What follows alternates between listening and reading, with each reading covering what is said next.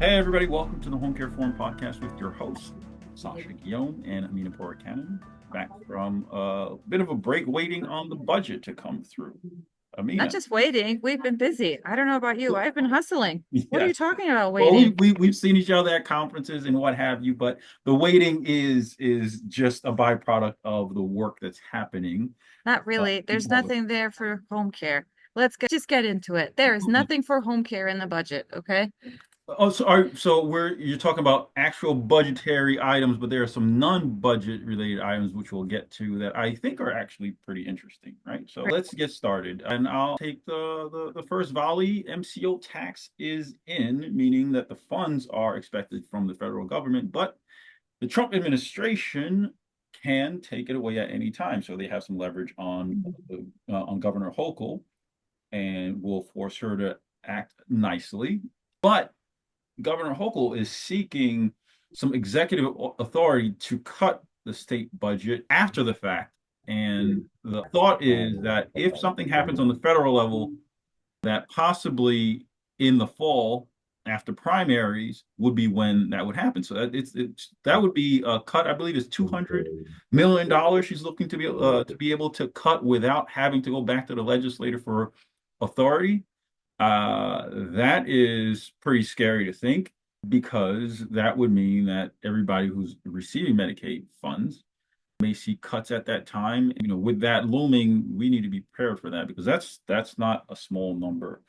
I don't disagree with you. It is scary if that power is executed at the same time. I do have enough confidence and faith in her to believe that she's not going to execute that authority unless really, really required to. And what's coming out of Washington is pretty scary. So I can understand why she's looking for this type of a contingency to be built in. There's not going to be time for the legislative process to play out as usual if in fact we do see these types of cuts from DC as has been threatened by the GOP.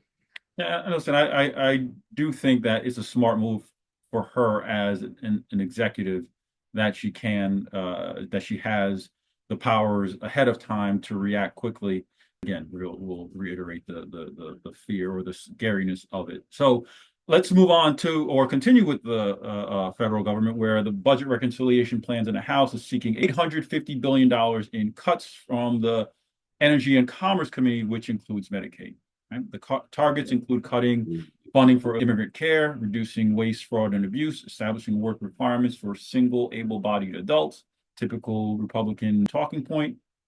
Additional cuts include reducing FMAP funding, a cap on funding per patient for further Medicaid expansion, removing the requirement that long-term care facilities staff a registered nurse for 24 hours a day, which is uh I don't know, made me think who's or where's that obligation gonna fall to then if the long-term care facilities don't need to meet that obligation. And they're targeting some regulatory cuts on the Affordable Care Act. Again, more of the same from the Well, Republicans.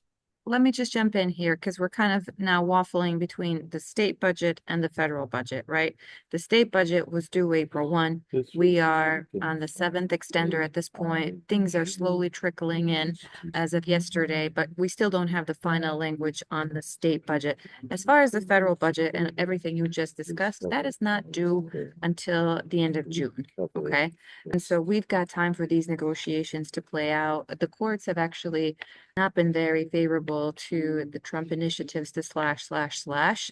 So it may be premature to sue with these threatened, anticipated Medicaid cuts, but I do think that there's a likelihood that if they are as severe as is being threatened, that the courts could step in and rectify some of that as well. So let's focus a little bit now on the New York State budget because that is the more imminent of the budgets that we will be seeing. So I'll kick it off on the state budget side by providing some good news. So as most of our listeners are acutely aware from their businesses, you are still paying for the COVID unemployment insurance uptick in premiums. And that's because New York State is significantly indebted to the federal government for unemployment insurance taxes. The state will cover that. I don't have the figure off the top of my head. I think it's like $6-7 billion that they will pay off. As a result, your unemployment insurance premium that has been significantly higher since COVID, if you have not noticed, I find it hard to believe that you wouldn't, but that should decrease. And, as everybody's cheering this development, I'm pointing out that for those entities who were fiscal intermediaries, any savings may be offset by the fact that you're probably going to have a lot of personal assistant unemployment claims. So as you're getting one set of relief from the state for unemployment insurance, there are other factors that will probably increase or maintain your premium where it is. So maybe a half victory. Well, that's where we're going to root for PPL to get their act together and on board these people so that doesn't negatively impact us. So let's why don't we stay on the tax side and talk about the MTA tax increase, payroll mobility tax, which affects employers in the metropolitan commuter transportation district, which is New York City, Nassau, Suffolk, Westchester, Dutchess, Orange, Rockland, and Putnam counties. So we're looking at New York City employers with an annual payroll over 10 million, where rates will increase from 0.6% to 0.895% for employers on Long Island, Westchester, Dutchess, Orange, Putnam, and Rockland counties. Rate will increase from 0.34% to 0.635%. So this is to go fund MTA. I'd like MTA to expand their Really, their overtime, really to fund their overtime. right. Have you seen the overtime rates for those workers? Oh, no, I was Outrageous. I was on the subway yesterday and I saw advertising for I think it's correctional facilities where they're in the 50s to start, and there was a asterisk note saying that 70% plus of those employees receive 70 or mid 70s in compensation due to overtime. So they're advertising this as a perk of working, and then you're raising taxes on the back end to fund it. Yep, Anyway, that's what happens where there's not enough people, right? The people who are there have to work overtime to cover whatever the issue is, whether it's in the correctional facilities, on the subways, wherever. Police, they have an exorbitant amount of overtime, always have. yeah, I mean, the New York, the United States doesn't have enough people. New York doesn't have enough people, but we're kicking people out. So it doesn't make sense on one end. I understand what they're trying to do. Hold up, Sasha. You're always saying about how we should be a little bit more personal, like share our personal views on this, and you're just gonna gloss over this highly politically charged topic. 100%. I don't want any parts of it. Why, you and I are not gonna get deported. Well, you know what? I just got my residency in Costa Rica, and I'm like, I don't know if I want to sign. I don't know because when I travel, I heard that if you have dual citizenship, it gets wonky sometimes. I mean, I don't know. I'm not really worried. But Okay. All right. So let's go to talk about the attempts by the hospitals to provide care in a home without Article 36 and Article 40 licensure. Before you move on, let's just, for anybody who may be a new listener, recap on what that means, right? Because it may affect them. So for anybody who's currently licensed as an Article 36 provider, that is a coveted license that you have, right? And we have hospitals, because they're looking for new avenues of revenue, trying to creep into the community-based services and space, including home care. And so we've seen initiatives, budget after budget, where they are looking for regulatory ways to make it easier for them to provide services in the home. And that was certainly the case with this budget season. As Sasha will confirm, it has been defeated. So the hospitals are not going to get a easier path to licensure through this budget and the legislation that's coming out with the budget, right? Good news. Yes. So yes, that is good news. Sorry for glossing that over. Thank you for catching that, Emina. But then you have on the other side of that, the community paramedics who are seeking to extend the pilot program, which was approved last year. They're showing some positive results. It allows them to provide home care in non-emergent situations.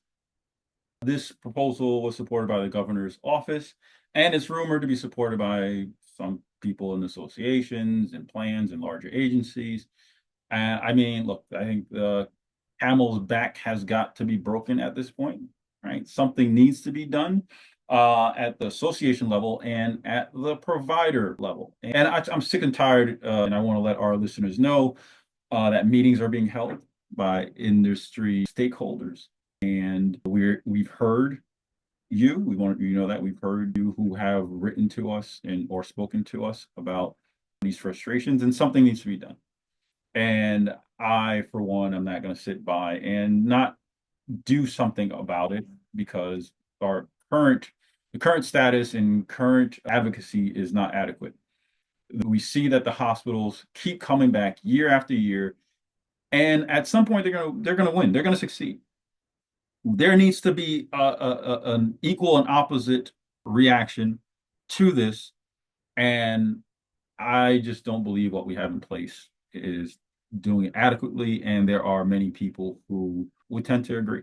So we'll keep you updated, but there are things happening, and we hope you follow us. I hope that the people who listen to us and trust what we say, what we represent, and how we want to support the industry, come along with us because we're going to need support from all aspects. And I'm going to kind of continue a bit, Emina. We've internally about the podcast been having conversations about how to expand the conversations that we're having to track the patient and their process throughout the cycle of receiving home care, right? So anything related to that, we will expand our conversations to include that and bring that to you so that we can speak to the patients, their family, and people in the industry. So I look forward to that. We look forward to that, and we want you to engage with us on those conversations. So lastly, we want to talk about the non-budget related bills that are up for discussion in the legislature and some things that I think there are possibly positive for home care. Right? So there's a home health and mental health collaboration bill, which is sponsored by Senator Samara Brooke, which waives the rules and eliminates barriers to collaboration by mental health providers and home care providers in order to enhance coordination, integration, and improve access of health and mental health services for individuals with co-occurring mental health and physical health needs. Next, you have the LICSA RFO repeal. Hurrah. We're hoping that there are additional sponsors and people to vote on this bill by Assembly Member Amy Paulin, a great supporter of home care. This legislation repeals the public health law, which requires authorization for LICSAs to enroll as a provider under the Medicaid program. The bill is currently in the Assembly Health Committee. So good luck on that. The Aid in Dying and Assisted Suicide bill is sponsored by Senator Brad Holman and Assembly Member Paulin, permits mentally competent, terminally ill adults with prognosis of 6 months or less to live to request medication from their treating physicians to hasten the individual's death. I don't know where you stand on that politically. That's a toughie. As long as my brain is working, I want to go. But again, it's competent, and by some advocates, it's seen as a compassionate alternative. The LICSA Statistical Report Regulatory Relief, sponsored by Senator Chris Ryan and Assembly Member Jennifer Lunsford, which requires DOH to provide LICSAs with the material needed to submit the LICSA statistical report, the platforms and applications and forms at least 90 days prior to the due date for submission of the report, which is great. The more time we have, the better it is. So we're not rushing to get the information and upend your operation. So great on that.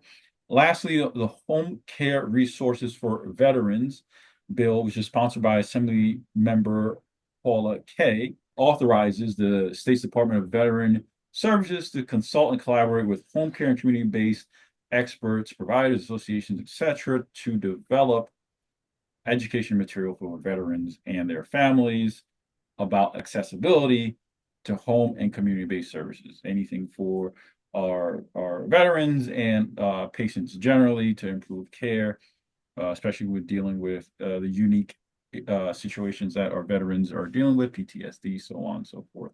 I think it's good. So the non-budget bills seem excellent. We'd love that that level of thought and consideration for the actual budget bill. Sorry about the noise. I am in the Bronx and there's noise all around.